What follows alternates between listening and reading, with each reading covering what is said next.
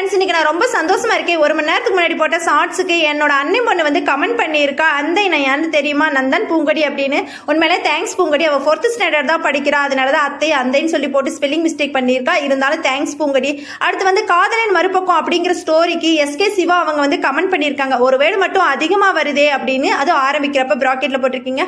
ஆமாங்க, அன்னைக்கு ரெக்கார்ட் பண்ணுறப்ப ரொம்ப நர்வஸிங்காக இருந்தேன். அதனால அந்த கதையில் கொஞ்சம் சொதப்பல். சாரி, இனிமேல் நான் அதை வந்து கரெக்ட் பண்ணிக்கிறேன். ஃபர்ஸ்ட் ஆஃப் ஆல் உங்களுக்கு வந்து ரொம்ப ரொம்ப தேங்க்ஸுங்க. ஏன்னா என்னோட வீடியோஸ் எல்லாத்தையுமே நீங்கள் பார்ப்பீங்க.